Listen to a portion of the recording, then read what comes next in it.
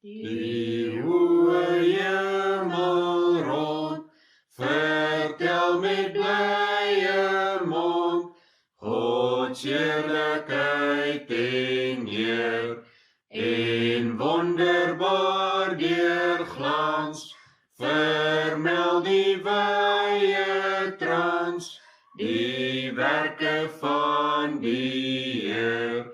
Die dagroep orals luid, en duisend stemmigheid, die loffelijke sprake, die nachtse stille stap, melkend in wetenskap, deur al sy donker wake.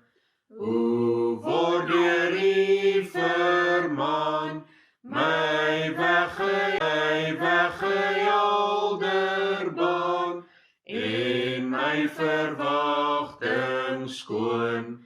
Hy wat die wet bemin, die vind toeëer daarin, 'n groot genade loon.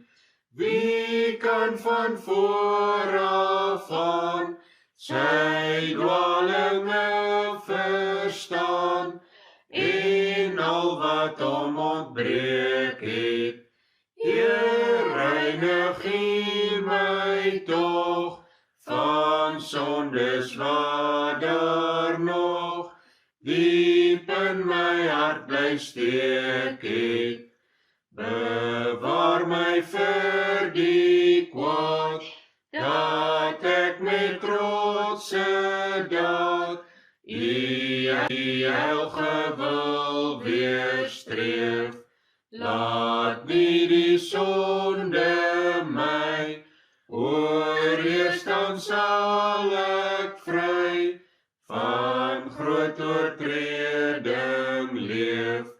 Laat tog my tong en mond, my hart se diepste grond, o Heer, op wie ek vertrou het,